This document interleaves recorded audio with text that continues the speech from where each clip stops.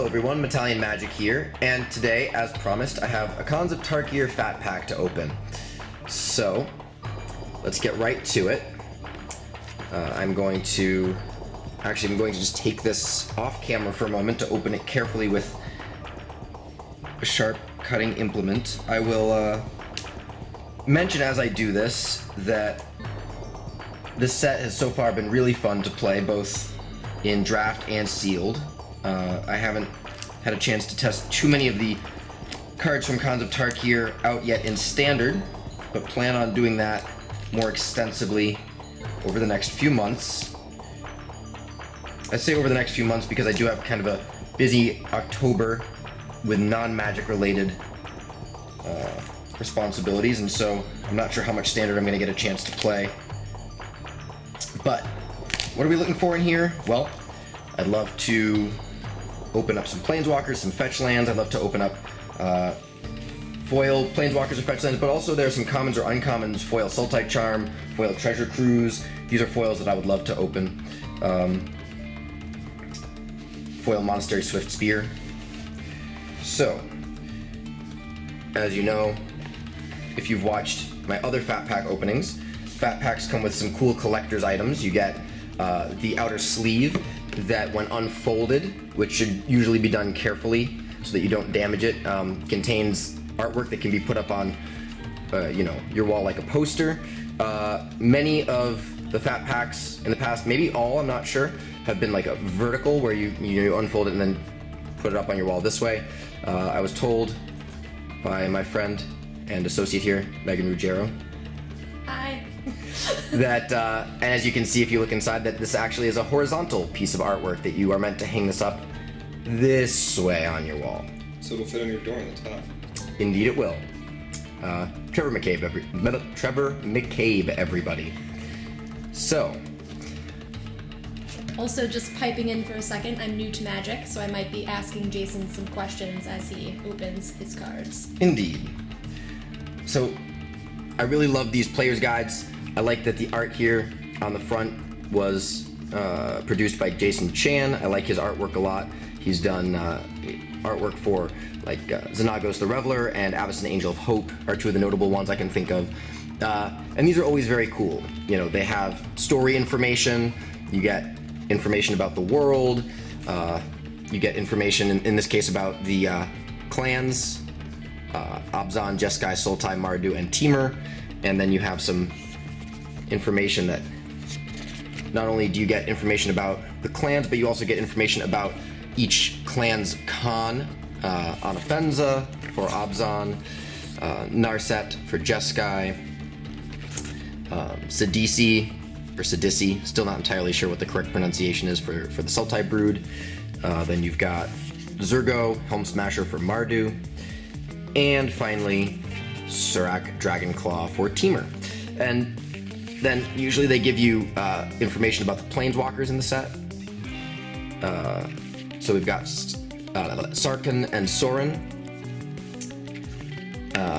The 10 coolest Khans of Tarkir cards by Jerry Thompson, who's a Magic developer, or was, I believe. I think now he was interning with Wizards, and I'm not sure if he's still there. But that being said, these are, I guess kind of opinion pieces here, but this is kind of a cool little article that you can read, and it gives you some interesting insight into not just rares and mythics, but he's listed a couple of uncommons and even a common Snowhorn Rider in this article as well.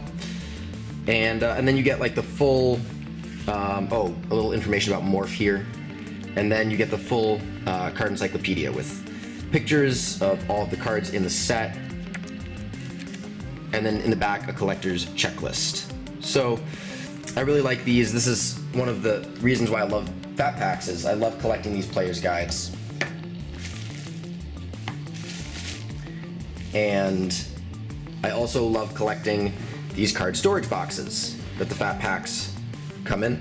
I really enjoy having these boxes for both card storage and for artwork purposes.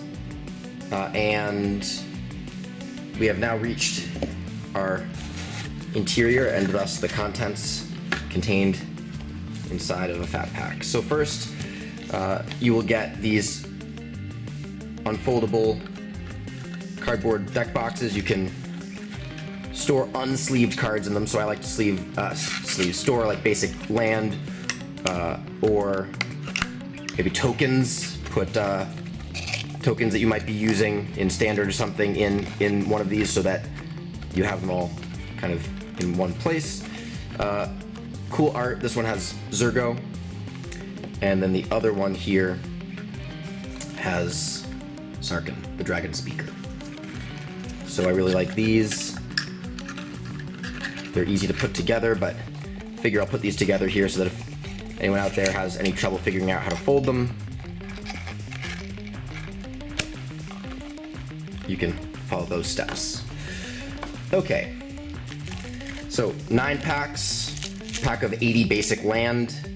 I do like the artwork in Khans of Tarkir. I think some of the basic land art is just really amazing in this set. So I'm actually happy to have a bunch of basic land from Khans, because I would actually like to use some Khans basic land in my decks because of how much I like the artwork.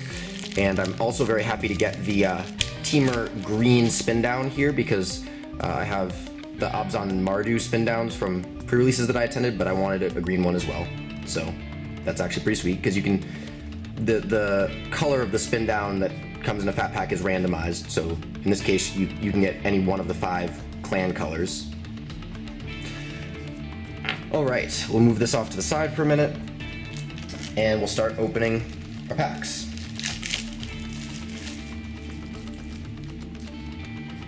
In the middle here of well, not really middle, because 5 packs, but you have a rules reference card. Same thing as M15. It's the exact same rules reference card that was contained within the M15 fat pack. So we won't really look at that.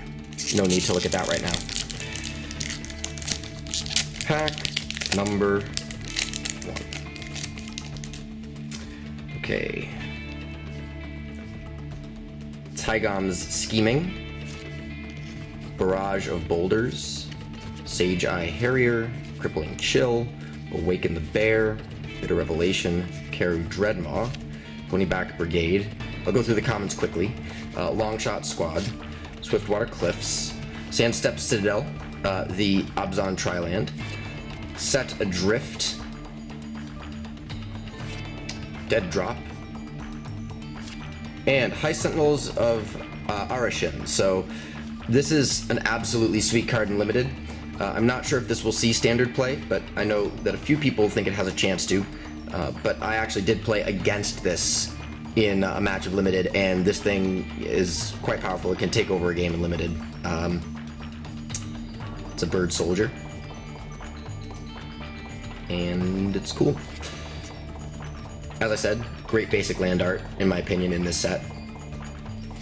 Okay. So, we'll move right along. If you guys watched the Khans booster box opening that I recently put up on the channel, let me know if you liked it. In the future, I would like to do more full box openings, so if that's something that you enjoyed watching, then I'll certainly do my best to get more of those up there in the future. We saw a lot of this guy in that box. It seemed like over the first six to 9 packs or whatever, we opened a ton of these guys.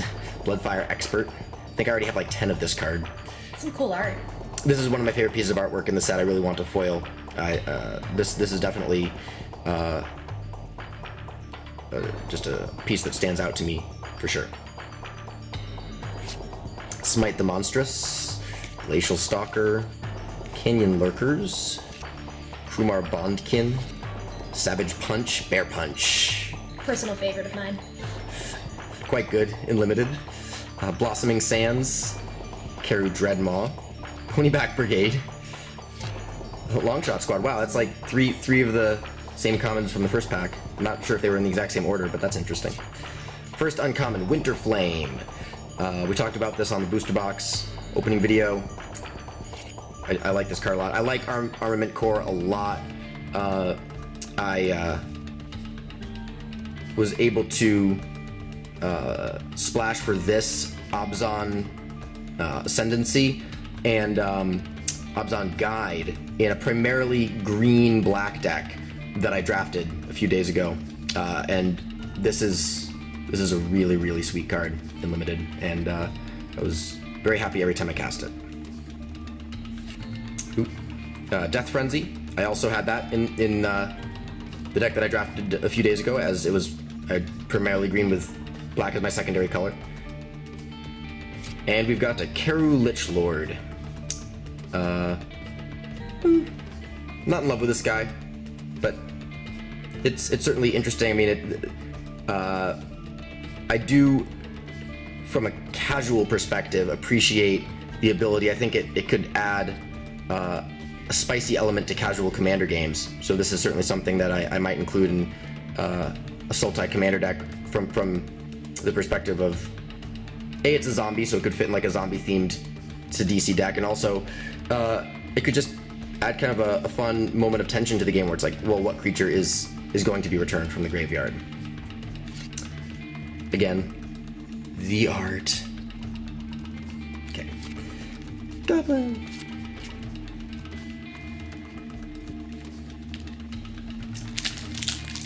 So far, nothing super exciting, though. I mean, certainly, this is a powerful set. I think Khans is awesome. I think it's almost impossible to get a bad pack of Khans. I mean, if you don't get anything that's worth any money, then look at it from the perspective of what would I, pick. If this is pack one, pick one. If there are so many value cards in the set and so many things that are still kind of being explored in standard, that there are a lot of cards that are being, played right now, at least early on in this new standard format. So that being said, adding some fetch lands to my collection would be cool. But I mean, I think most people who are opening Khans packs feel that way. So first uncommon is Burnaway, Cranial Archive, Sultai Soothsayer, and a Meandering Tower Shell.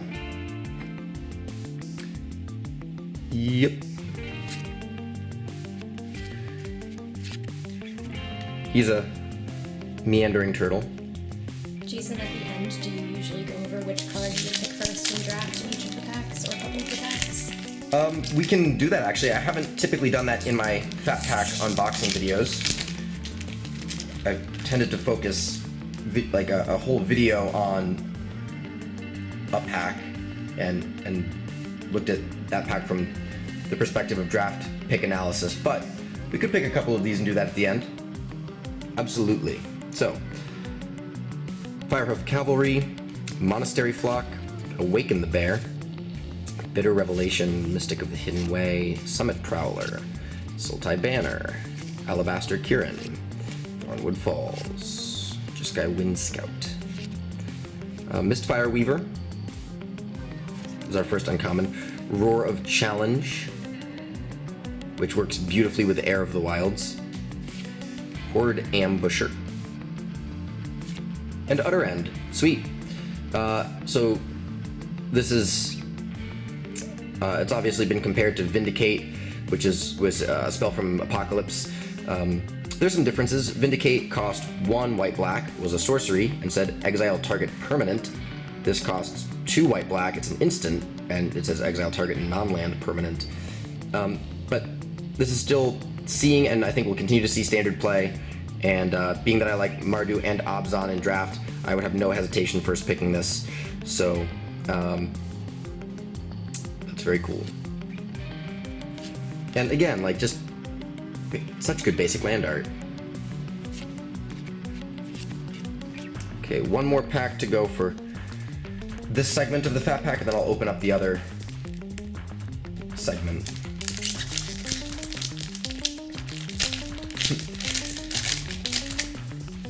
I can't help but think of Brainstorm Brewery, the podcast, when I see Utter End, because one of the hosts of that show, Marcel, called it Utter's End, and every time he says that, because it's a white-black card, I just think of, like, sad things happening to cows, and it makes me both laugh and sort of internally feel a bit queasy and uncomfortable at the same time. So, Feat of Resistance, Cancel, Krumar Bondkin, Kintree Warden, Siegecraft, Teamer Banner, Singing Bellstrike, Bloodfire Mentor, Scoured Barrens, Jeskai Student.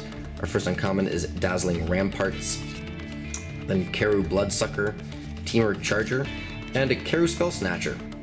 I like this guy a lot in Limited. I'm not sure that I like blue as I like blue as a support color in Draft from what I've seen so far of this format, but I like the versatility that this creature provides.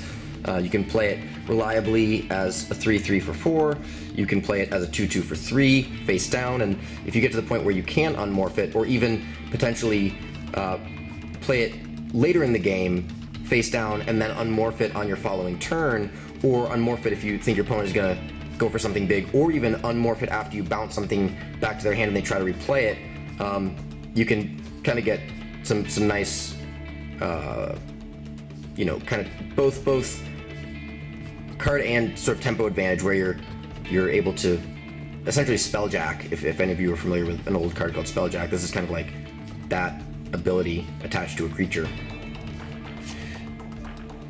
Planes, we've already seen that. That's planes. Okay, so nothing super crazy so far. Interesting packs, to be sure, but no fetch lands, no mythics yet. I was pretty happy with the booster box that I opened, so we'll see what these last 4 packs contain, but I won't be complaining no matter what. And of course, basic land pack, I won't open that right now because I don't think you all need to. I mean, the art is cool for sure, but you don't really need to see a bunch of forests, plains, mountains, swamps, and islands. Okay.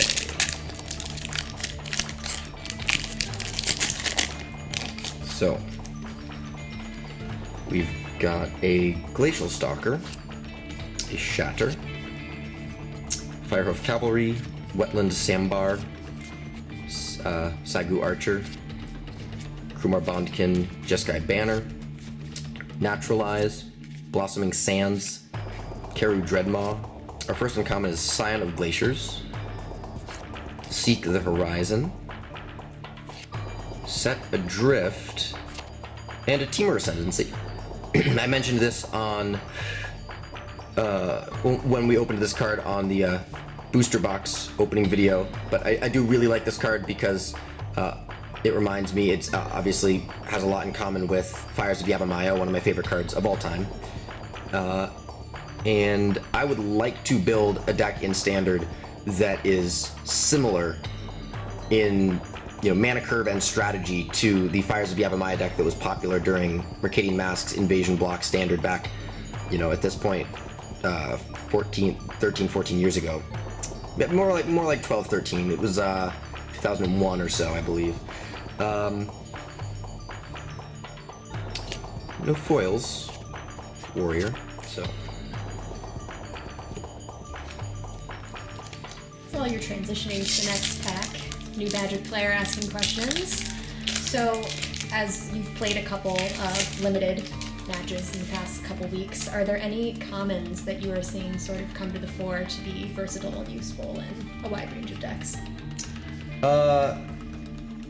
That is a good question. The easiest answer I can give to that question is that it is pretty easy to pick up at least a few morph creatures, because there are a good number of them at common, and because they all function as 2/2s for 3 colorless.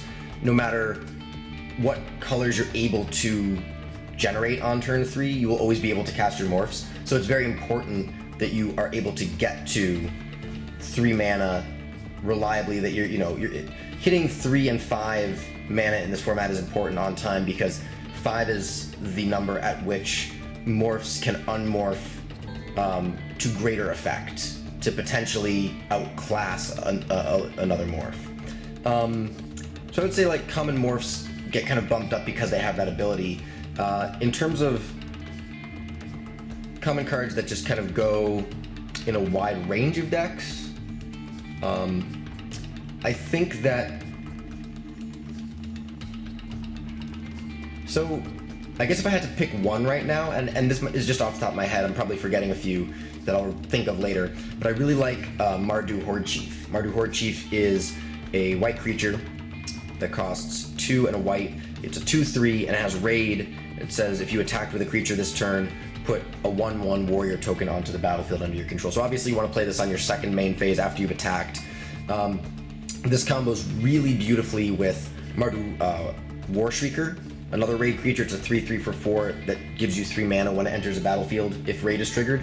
And I've been on the receiving end of someone attacking on turn 4, playing the War Shrieker, and then using the mana to play Horde Chief, and they just plopped out 3 creatures and put, 6 power and 7 toughness on the board. And that's a pretty powerful play, and those are both commons. But I think the Horde Chief in and of itself goes well, no matter what you're pairing white with. You're probably going to be attacking at some point. I don't think that card drops off in the late game because you're getting 2 creatures for 1 card. Usually, I really like the Horde Chief a lot. We've got Taigam Scheming in this pack. And if Barrage of Boulders. If I see any commons now with that in mind that further that discussion, I will mention them.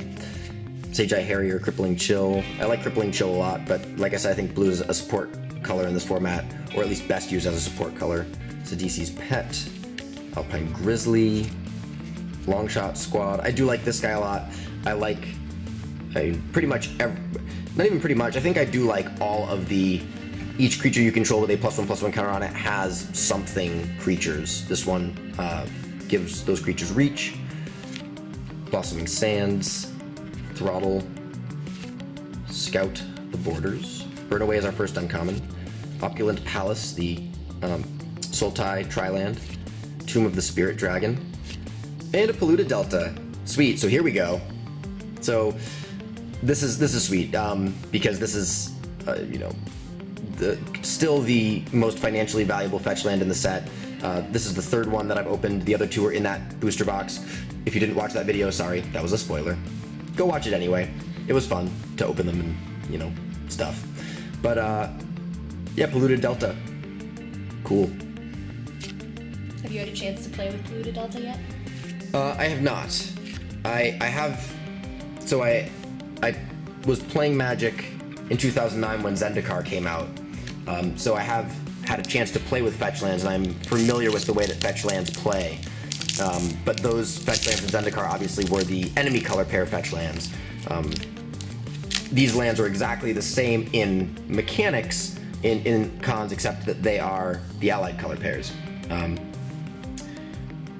But it's certainly sweet to open a Polluted Delta, and it's sweet that Polluted Delta is now in Modern, as I've seen some pretty interesting blue-black control lists popping up recently, both in articles about Modern and even in some tournament reports. So, a card like Polluted Delta that helps the mana base of, a deck like that may have been kind of on the fringes of Modern in the past. It's kind of sweet to maybe see a deck emerge and start doing, putting up better finishes at tournaments because of an increased ability to cast their spells on time and to fix their mana appropriately. We have 2 more packs to go. So this one has Sage-Eye Harrier, Rotting Mastodon. This card, so this isn't a card that I think fits broadly in a lot of different decks. I mean, I guess I would say though in Limited that even without the activated ability, there are decks like Mardu against Mardu, I would want to have an 0/5 defender on turn 2 generally, but there are some cool things you can do with this card. The other night I was able to play this on turn 2 and play Kintry Invocation on turn 3 to get a 5/5 Spirit, Spirit Warrior, or whatever the token that Kintry Invocation makes. So that's pretty sweet. I like that this can be a way to chip away at your opponent and both sort of defend your life total while you outlast your guys in Abzan, while also at the end of your opponent's turn, if you keep mana up, chipping away at their life total. I think this card, in some sets, wouldn't. I mean, I think this actually has, especially in Abzan, but also potentially in Sultai, has the potential to be a better common than it would be in a lot of formats. Because I do think Khans Limited leans towards the slow side. There are aggressive decks. Aggressive decks are viable, but I don't think it's on average as fast a format as some. Certainly not as fast a format as Theros was on average. For draft. Teamer Banner, Singing Bellstrike, Bloodfire Mentor, Scoured Barrens, Jeskai Student, Abzan Banner. First uncommon is Chief of the Edge. I like this card. I love this card. The Ice Father. And I love this card. 3 really sweet uncommon creatures in this pack. And a Flying Crane Technique. And a foil Krumar Bondkin. That looks pretty cool. I do like this guy being an orc warrior. I would love at some point to be able to draft the warrior sort of sub-theme draft deck, and Chief of the Edge, Krumar Bondkin, stuff like that. It's kind of a linear archetype, and it's something that you don't want to force, kind of like Minotaurs was in Theros, but... Jason, is there a particular clan mechanic that you've been enjoying playing? So Ferocious or Raid, Delve, all of those. Well, in Limited so far, I've primarily played with so I haven't, I chose Abzan and Mardu, the 2 pre-releases that I went to, and in my first draft, I played a heavy green deck with black as my second color, and a splash of white, so it was an Abzan deck, but it had very little white. I actually have really, so this is an interesting thing, I've enjoyed Delve, although I haven't played a Sultai deck, but I've enjoyed playing Delve ancillarily, if that's a word, meaning that, like, I've enjoyed having, for example, in the deck I played the other night, a Murderous Cut and a Hooting Mandrills, and casting the Mandrills for 4 instead of 6 because of Delve, or casting the Murderous Cut for 3, you know, or 2 or 3 instead of 5 because of Delve, having cards that didn't push me into a Delve-themed deck, but that I was able to get value out of their Delve just over the course of the game because creatures die and spells are cast and things end up in the graveyard. So I think that's actually a really cool way to look at Delve, is just like, you can put a couple of powerful Delve spells in almost any deck, and at some point you're going to get enhanced value out of that card, as long as you're not building your deck around Delve. That can be done, but it relies on certain things going right, much like building the warrior deck would. Our last pack, we've got Leaping Master, Rush of Battle, Smoke Teller, Sidisi's Pet, Bring Low, Rugged Highlands, the Jeskai Student, Abomination of Gudul, Gudul, Singing Bellstrike, Dismal Backwater, Karu Bloodsucker, so Quiet Contemplation, Sultai Soothsayer. This is a mythic. I was about to say we haven't received a mythic in this fat pack, so this I guess is our last chance, but we now know, since I revealed that little M, that we have a mythic here. We have an Empty the Pits. So speaking of Delve, I don't really think that this is playable in Limited because of the quadruple black, but I do think this is going to see play in Standard. I think in perhaps Mardu control decks, or even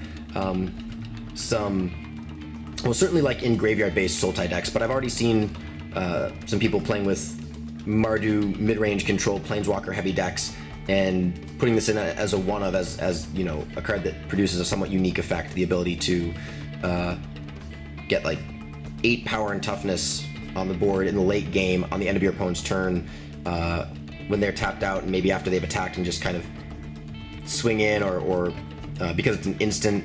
The tokens do come into play tapped, so you can't just play them as surprise blockers. But I see this being more relevant to Standard than people maybe initially thought. So it's a cool card. And that'll do it. Oh, and a bear token, which is sweet. I didn't have one of these yet. In opening future Khans packs, is there one card that you are excited to find? I mean, the easy answer would be to say something like Sarkhan or Foil Polluted Delta, because those are obviously the chase cards from a financial perspective.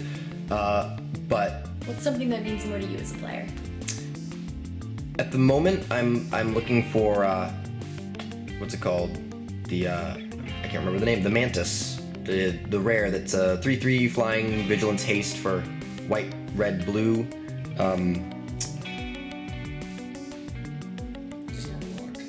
Yeah, it's something Mantis. Mantis Rider. That's the name of the card. Mantis Rider. I definitely want to test out a few, Standard decks containing Mantis Rider. I would really like to acquire a few more of those. And I think mainly though, and I'm not alone in saying this, I'd like to acquire more fetch lands just because I'd like to have a full play set of all 5 of the fetch lands in the set and have options in standard and beyond when it comes to, you know, what types of decks I can build, as what types of decks one can build is a question that is usually answered by a follow-up. Well, what lands do you have? What is your mana base? You know, if you can't cast your spells, then you can't really play the deck. So having deck building options is important to me at this point, and having a mana base in my collection that supports, you know, different types of decks that I might want to build is important.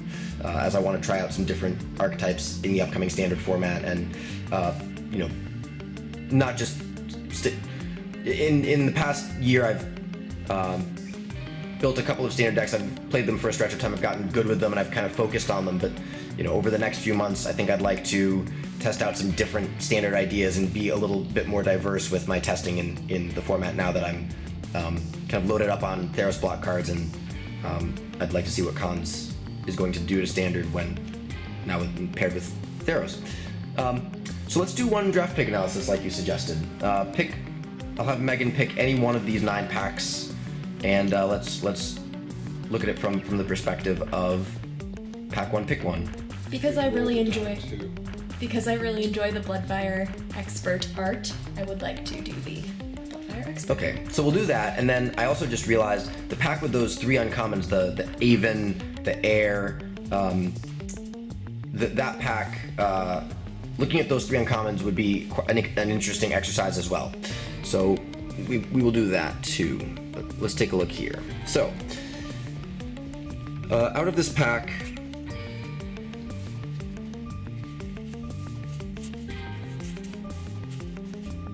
so this is an interesting pack, and this is kind of a pack that presents an interesting question, which is, do you want to risk your first pick on a 3-color card, as I think Armament Core is good enough to first pick, and I actually did the other night at the draft that the draft where I played an Abzan deck that was primarily green. I did actually first pick this, but no, yeah, I do think I think Ponyback Brigade is quite powerful as well, and I think Savage Punch is quite powerful, but I don't know if I would first pick it. I don't know if I want to be picking a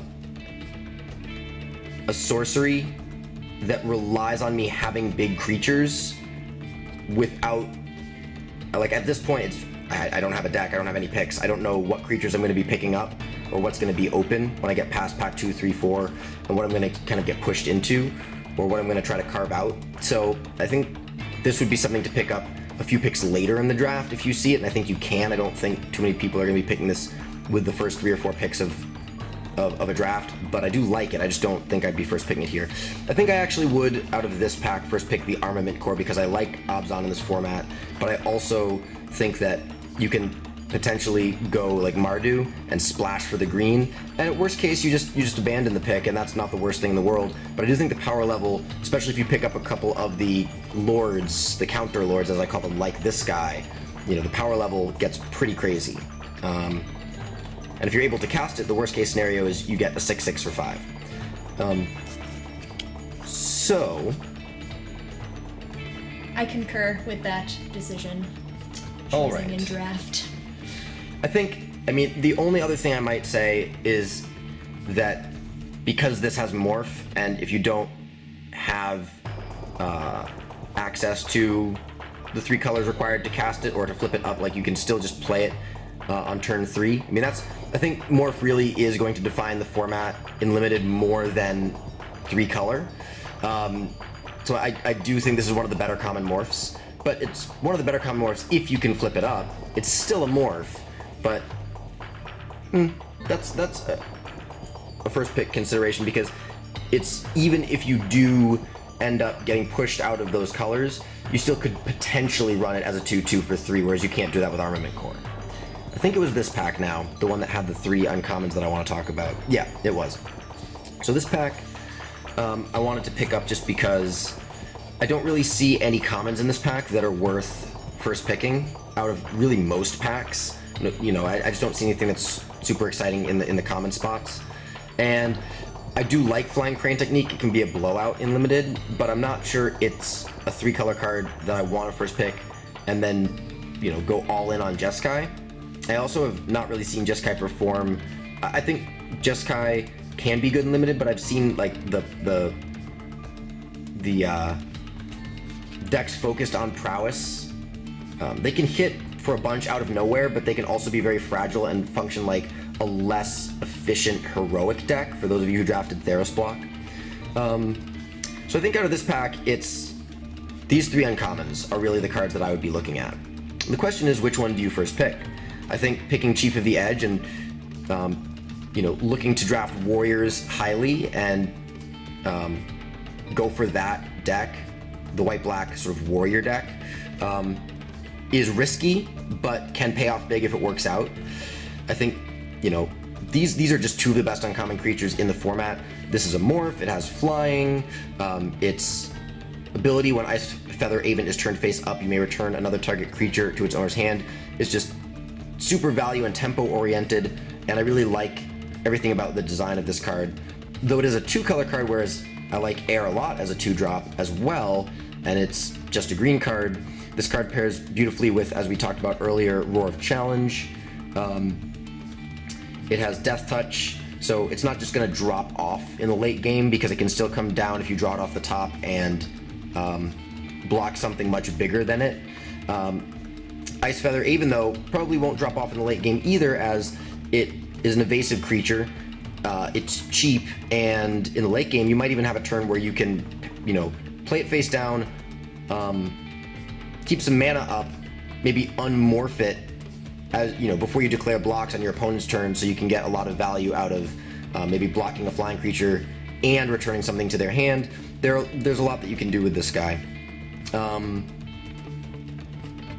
Yeah, so I think, as much as I'd love to draft the warrior thing at some point, I think I want it to happen organically and I don't want to force it. And I'm having a tough time deciding between Ice Feather Aven and Heir of the Wilds. I think I like the type of play style that Ice Feather Aven, I like that type of play style enough that I'm willing to first pick Ice Feather Aven, because it promotes a certain kind of play, like a tempo-based kind of play that I really like. And also, I think first picking a 2-color card with all of the, you know, cards that kind of can allow you to splash, like the dual lands and whatnot in this format, is less risky than it would be in certain formats, whereas like first picking a 3-color card carries with it the same type of risk that maybe picking a 2-color card would in a normal, non-heavily 3-color focused set, like a set like Theros or a set like Innistrad. But I wouldn't first pick anyone for, I wouldn't fault anyone for first picking any of these 3 cards. I'm going to go with Aven, but I think it's very close between Air and Aven. And I'm going to pass the pack over to Megan now to let her take a look and give us her decision. Okay, so I had also narrowed down this pack to the 3 uncommons. As a new player, I do tend to pigeonhole myself into choosing decks that are just mono. You mean starting out with a monocolor card? Yeah, starting out choosing a monocolor card.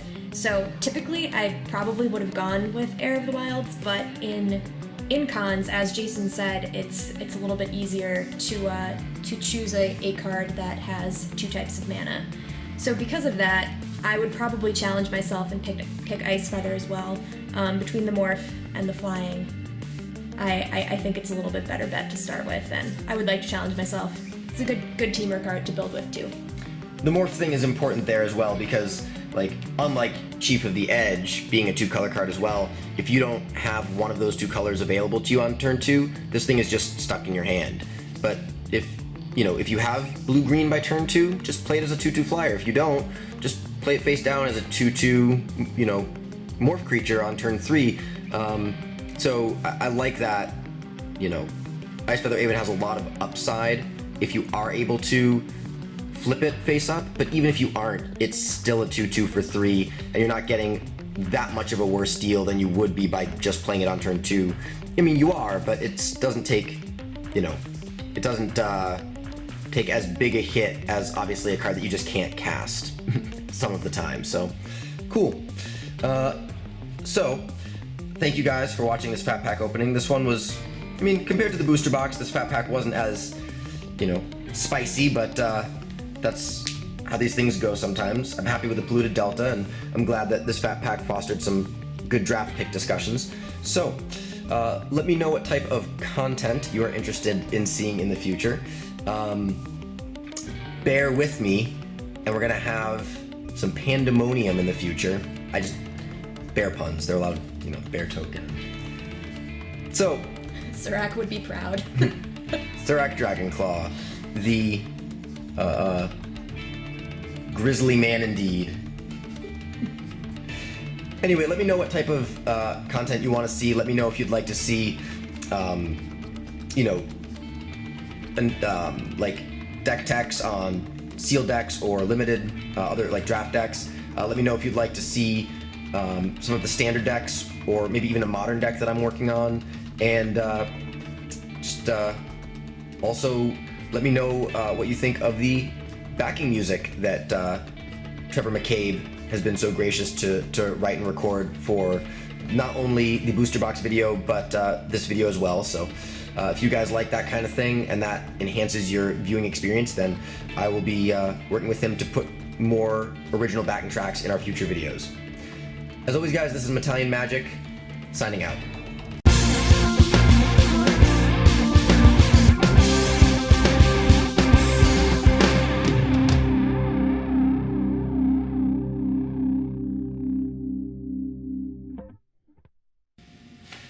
Thank you for watching.